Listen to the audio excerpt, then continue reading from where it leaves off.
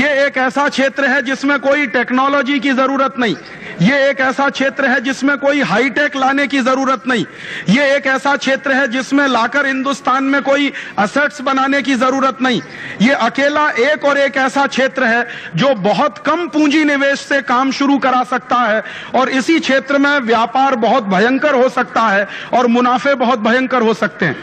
आप तो स्वयं जानते हैं, आप LIC में काम करते हैं। LIC जब शुरू हुआ 1956 में भारत में, तो 5 करोड़ रुपए की पूंजी से यह व्यापार शुरू हुआ था और 5 करोड़ की पूंजी निवेश करके भारत सरकार ने जो लाइफ इंश्योरेंस कॉर्पोरेशन बनाया, आज उसमें हिंदुस्तान के लोगों ने अपना विश्वास प्रदर्शित करके 1,25,000 करोड़ रुपए की पूंजी जमा की हुई है। इस बात का अर्थ जरा गहराई से समझिए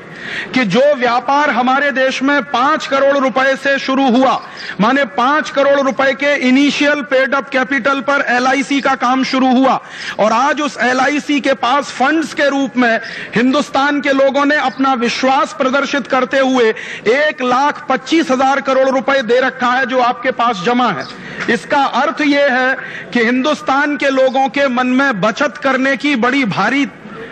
मन में संकल्प शक्ति है। ये इस बात का प्रमाण है कि हिंदुस्तानी आदमी बचत करता है और अपने किए गए खून पसीने की कमाई के बचत को आपके पास रखता है। और आप भी क्या करते हैं, क्योंकि आप इस राष्ट्र के लिए बने हैं और ये राष्ट्र आपका है, आप इस राष्ट्र के हैं, तो आपके पास जो इस तरह की बचत आती है वो आप हिंदुस्तान के ही विकास के काम में लगाते हैं। मैं देख रहा था कि इसी LIC ने हिंदुस्तान के विकास के काम में विद्युत के क्षेत्र में 10,000 करोड़ रुपए का निवेश किया है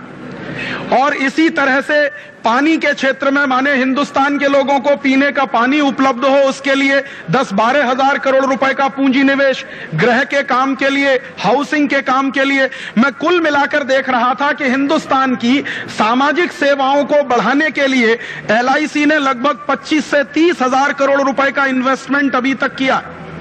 माने लोगों की कुल जमा पूंजी आपके पास 1.25 लाख करोड़ है और वही जो पूंजी लोग जमा करते हैं उसी में से आपने अब तक लगभग 30,000 करोड़ रुपए का इन्वेस्टमेंट किया है जो देश के लोगों को सुविधाएं देने के लिए है, उनको बिजली की सुविधाएं देने के लिए, पानी की सुविधाएं देने के लिए। इसका माने यह है कि LIC जैसी कंपनियां या GIC जैसी कंपनियां या सर्विस सेक्टर की हिंदुस्तानी कंपनियां इसी देश के विकास के काम में अपना पैसा लगाती हैं। और मैंने यह भी जाना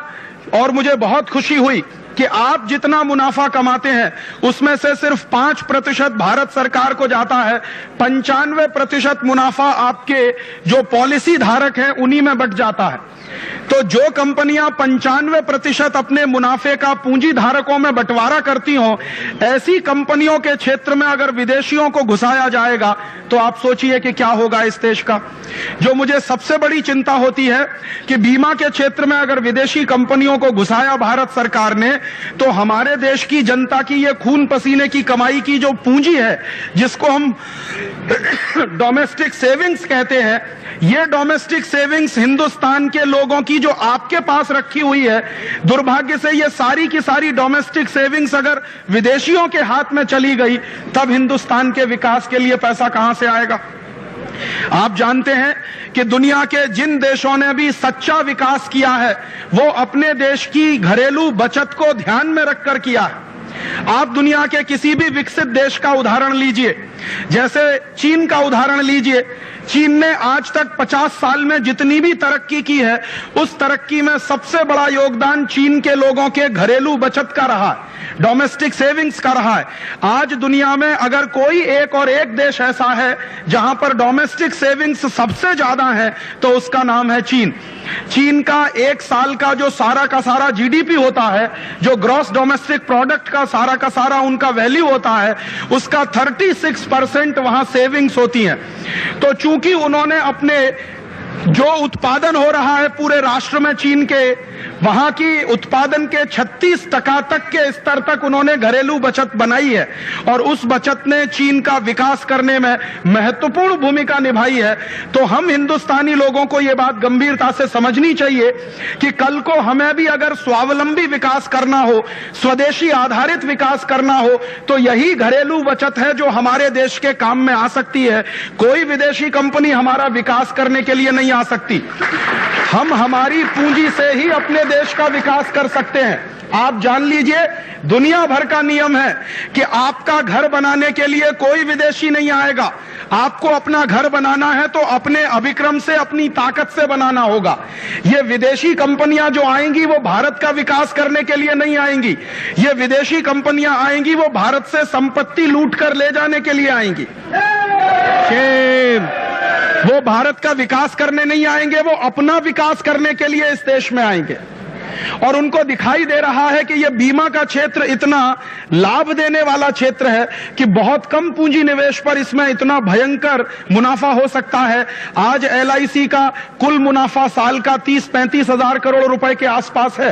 तो अमेरिकन कंपनियों को यह दिखाई दे रहा है कि 5 करोड़ रुपए के पूंजी निवेश से LIC नाम की कंपनी हिंदुस्तान में 40 साल के अंदर अगर 30-35 हजार करोड़ रुपए का कुल मुनाफा कमा सकती है, कुल आय अपनी दिखा सकती है, तो अमेरिकन कंपनियां इस क्षेत्र में अगर घुस गई तो कितने हजार करोड़ रुपए का मुनाफा उनको हो सकता है। इस दृष्टि से अमेरिकन और यूरोपियन कंपनियां हिंदुस्तान में घुसना चाहती हैं और दुख मुझे इस बात का है कि हमारे ही देश के नेता उनको इस काम में मदद कर रहे हैं और हिंदुस्तान में घुसाने के लिए रास्ता बनाने जा रहे हैं और संसद में एक ऐसा विधेयक लेने जा रहे हैं जो विधेयक के आधार पर हिंदुस्तान में विदेशी बीमा कंपनियों के लिए रास्ता खुलेगा और विदेशी लूट का एक नया अध्याय इस देश में और बड़े पैमाने पर शुरू हो जाएगा। इसलिए यह गंभीर बात है हम सबको सोचने के लिए। और मुझे यह लगता है कि आज हमने अगर पूरी ताकत लगाकर इस तरह की चीजों को नहीं रोका तो कल जानते हैं क्या होगा। आज वो बीमा के क्षेत्र में घुस रहे हैं, कल बैंकों के क्षेत्र में घुसेंगे, फिर शिक्षा के क्षेत्र में घुसेंगे, फिर स्वास्थ्य के क्षेत्र में घुसेंगे, फिर दुकानदारी के क्षेत्र में भी घुस जाएंगे, फिर छोटी मोटी जितनी सेवाएं हिंदुस्तान में है सब में विदेशी घुस जाएंगे। एक तरफ तो पूंजी के क्षेत्र में घुस चुके हैं, वो शेयर बाजार में तो घुस ही चुके हैं विदेशी, अब सेवा के क्षेत्र में घुसने की तैयारी है, वस्तुओं के क्षेत्र में सरकार उनको घुसा ही रही है। और मुझे जो दुख होता है ये जानते हुए कि अगर ये सारे के सारे क्षेत्र विदेशियों के हाथ में ही चले जाएंगे तो हम हिंदुस्तानियों को फिर क्या करने के लिए बचेगा। ये हम सबके लिए एक गंभीर प्रश्न है और ये हमारे अस्तित्व से जुड़ा हुआ प्रश्न है, ये हमारे हिंदुस्तान के अस्तित्व से जुड़ा हुआ प्रश्न है, राष्ट्र की अस्मिता के साथ जुड़ा हुआ सवाल है, राष्ट्र की आर्थिक आजादी के साथ जुड़ा हुआ सवाल है, राष्ट्र की संप्रभुता के साथ जुड़ा हुआ सवाल है।